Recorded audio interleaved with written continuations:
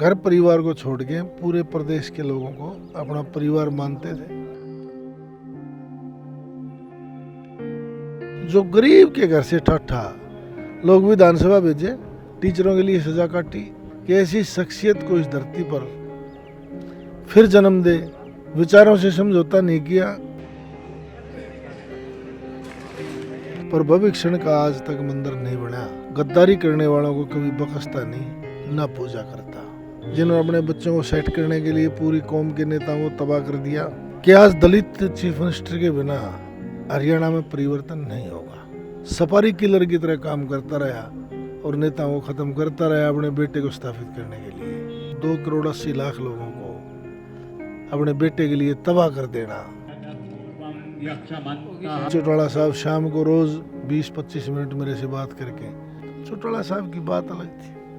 अब जातिवाद में प्रदेश बढ़ चुका है। अभय सिंह के बिना चीफ मिनिस्टर या बदलाव प्रदेश में नहीं होगा।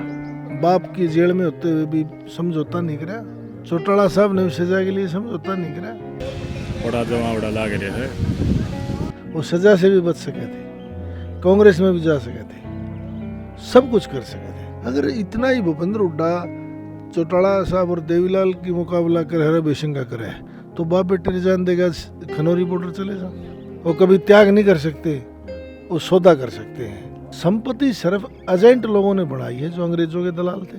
भाई सारे दर्शकों हाथ जोड़कर राम राम। फिलहाल तेजा खेड़ा फार्म हाउस में बैठे हैं। राजेश धनखड़ जी मेरे साथ हैं। आपकी स्क्रीन पर तस्वीरें देख लो।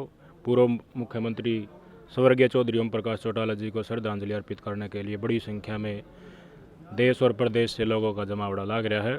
राजेश धनखड़ जी भी ओम प्रकाश चौटाला जी को श्रद्धांजलि देने के लिए तेजा खेड़ा फार्म में पहुंचे हैं। धनखड़ साहब, एक युग का अंत हो गया। किसान का मेरे वर्ग की आवाज़ जो उठाया करता, पूरा संघर्ष उन्होंने किया है, उसके एक तरीके से कह रहे हैं कि भाई एक स्टेज का अंत हो गया। उस ढाल की लड़ाई लड़नी है, उस वैक्यूम ने फील करनी है, शायद ही कोई हो। जेपी भाई, सबसे पहले तो चौटाला साहब को नमन, श्रद्धांजलि।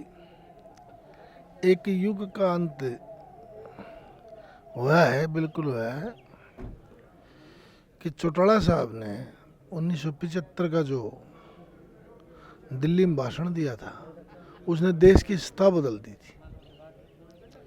और हमने बहुत साल देखा है उनका राज भी। वो ऐसी शख्सियत थे जो कि अपने घर परिवार को छोड़ के पूरे प्रदेश के लोगों को अपना परिवार मानते थे। दूसरा, ये उम्मीद आज अभय सिंह से या कर्ण अर्जुन से की जा सके है कि भी चौटाला साहब की परंपरा को आगे बढ़ा सके। और चौटाला साहब वो शख्सियत थे जो गरीब के घर से ठट्ठा लोग विधानसभा भेजे। जो आज के ज़माने में राज्यसभा के लिए खरीद फरोख्त हो रही है, गवर्नर आ गया भाई, जो आज खरीद फरोख्त हो रही है, उस शख्स ने गरीबों को भी राज्यसभा भेजा, बगैर पैसे भेजा। कुछ तो ऐसे हैं कि जिनके पास नॉमिनेशन के फार्म के पैसे नहीं थे, उसके बाद भी चौटाला साहब ने उनको भेजा है। टीचरों के लिए सजा काटी, बसम यात्रा करी, इस प्रदेश की जनता के लिए संघर्ष करा। हम तो भगवान से दुआ करते हैं कि ऐसी शख्सियत को इस धरती पर फिर जन्म दे जो किसान और गरीब की आवाज़ को उठा सके। अंतिम समय भी किसान के लिए बोलते रहे, कभी अपने विचारों से समझौता नहीं किया, कभी किसानों पर आँच नहीं आने दी। पहला शख्स चौधरी देवीलाल चौटाला साहब ने के पिताजी ने किसानों का कर्जा माफ देश में करा, बुजुर्गों की पेंशन करी। तो ऐसे आदमी को हमारा बार बार नमन है और उम्मीद करते हैं कर्ण अर्जुन और चौधरी अभय सिंह से कि इस प्रदेश की जनता को चौटाला साहब की कमी को पूरा करने का काम करें। हम तो यही उम्मीद कर सकते हैं। अब धनखड़ साहब ने देखा कि अभय सिंह जी के चेहरे पर बड़ी उदासी छाई हुई है, वो मायूसी है। सब पिता थे, चाहे कितनी भी उम्र हो गई हो, कमी तो खिलती है, और राजनीति में उनका इतना बड़ा कद था। और जैसे मैं देख पा रहा हूँ, उनसे मिलने के लिए जो किसानों से जुड़े हुए लोग वो बड़ी संख्या में आ रहे हैं। केसी त्यागी, जयंत चौधरी, हनुमान बेनीवाल, उपराष्ट्रपति साहब, बड़े संख्या में लोग उनसे लगातार मिलने के, उनके श्रद्धांजलि अर्पित करने के लिए तेजाखेड़ा फार्म में आ रहे हैं। एक तरफ परिवार का विभाजन अतीत में हमने देखा, दो राजनीतिक पार्टियां बनी, आदर्शों को लेकर दावा करते रहे अजय चौटाला भी, लेकिन आज हमने देखे कि पूरा का पूरा परिवार यहाँ पर बैठा हुआ है। तो अगर परिवार एकजुट हो है तो राजनीतिक भविष्य के देखने मिल सका है। मैंने देखा कि सोशल मीडिया पे सिंह चौटाला जी अपने विधायकों के साथ स्वर्गीय चौटाला साहब की पंचतत्व में विलीन होने से पहले गवर्नर साहब से मिले थे, और मांगे भी किसानों की जो आंदोलनरत है उनकी रखी थी। क्या भविष्य देखते हैं आप इनेलो का, जेजेपी का?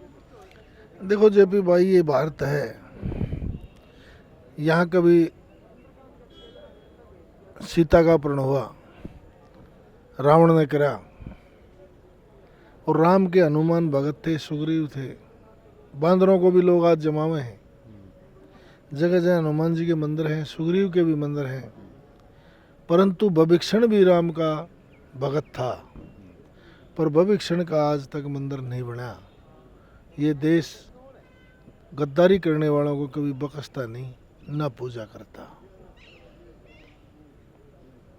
हम किसी के परिवार के बारे में कुछ इस समय पर नहीं कहना चाहते, परंतु वो बेशंग पुत्र ही नहीं, हनुमान की तरह उनके भगत भी थे, उनके आज्ञाकारी भी थे। और दूसरों ने जो कराया चौटाला साहब के साथ, उसको हरियाणा और देश की जनता कभी माफ़ नहीं करेगी, कभी एक्सेप्ट नहीं करेगी हमारे ख्याल से। बहुत बड़ी बात कही धनखड़ साहब ने।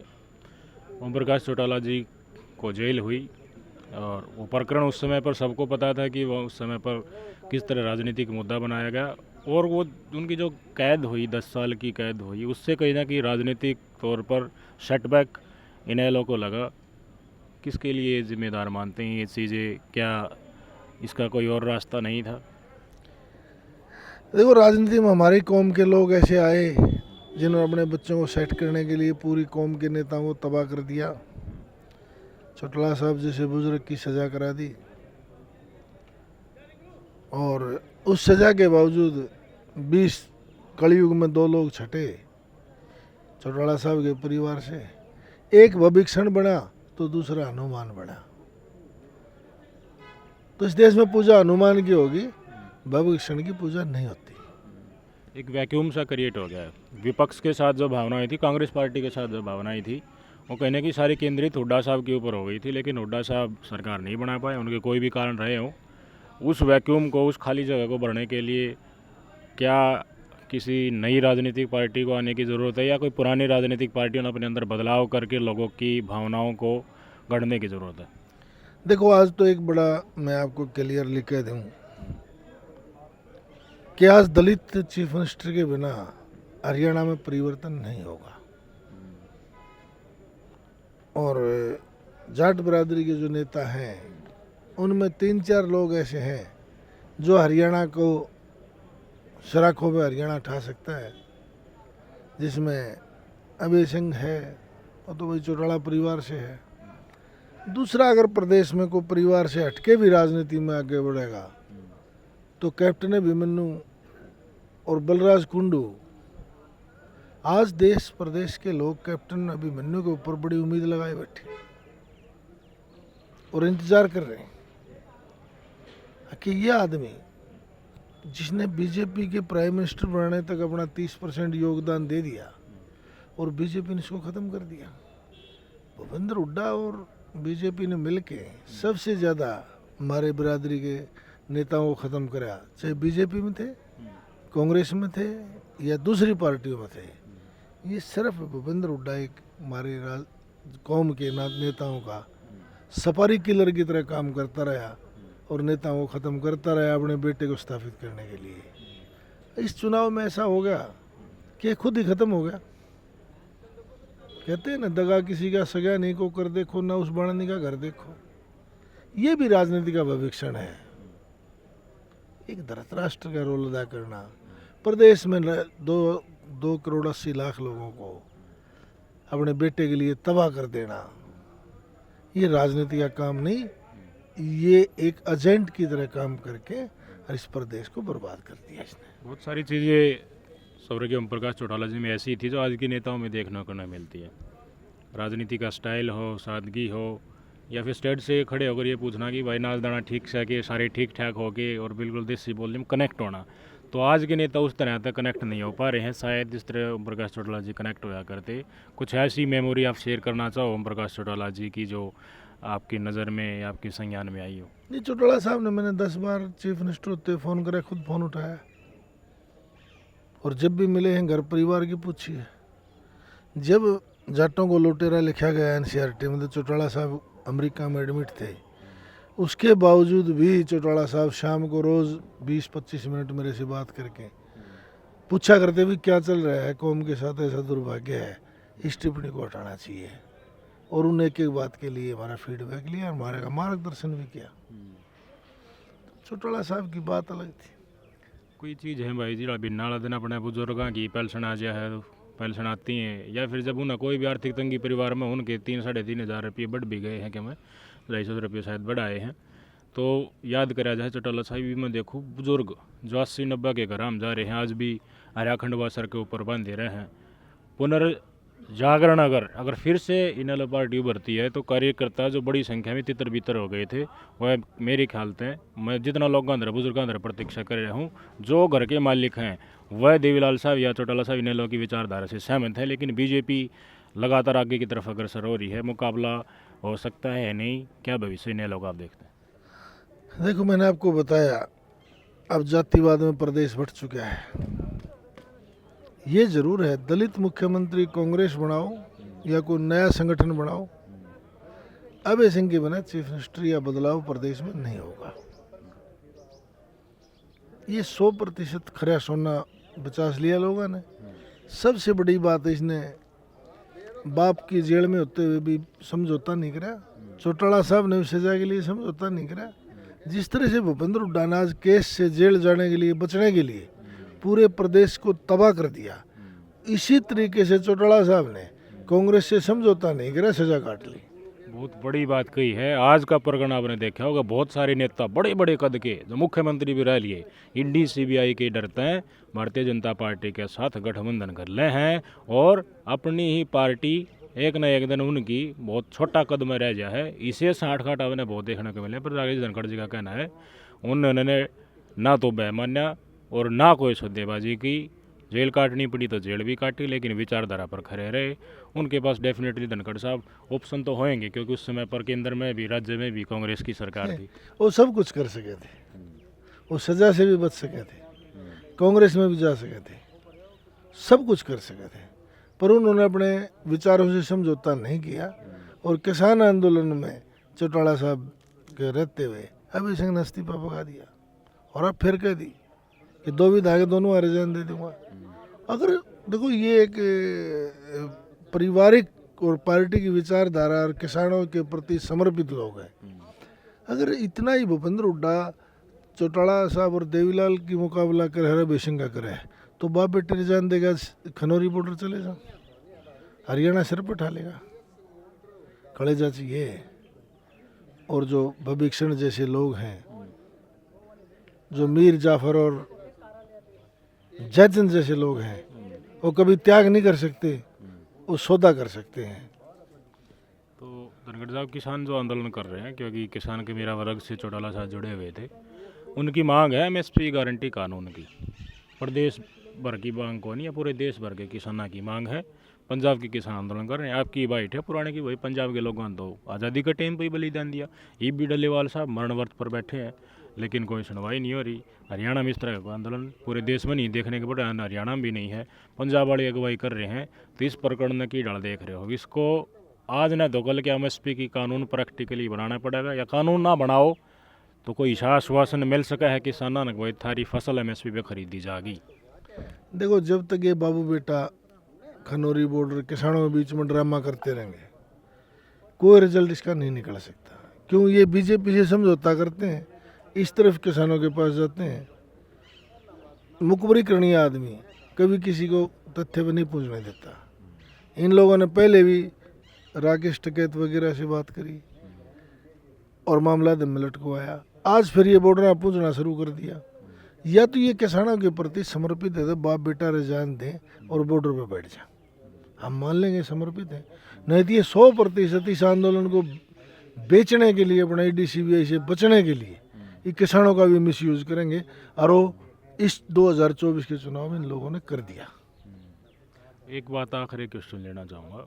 भारतीय जनता पार्टी हरियाणा में हिंदुत्व कार्ड को तेज कर रही है और हर समाज के, चाहे वो जाट समाज हो या और कोई भी समाज हो, उनके उन नेताओं को, अतीत के नेताओं को या फिर राजाओं को, योद्धाओं को, उनको एक तरीके से आगे ला रही है जो हिंदुत्व के लिए लड़े थे।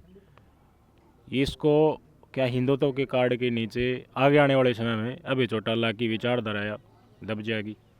देखो, हिंदुत्व की विचारधारा जो धर्म चल गया वो कभी दबती नहीं। महाराजा सूरजमल का आज बलिदान दिवस है।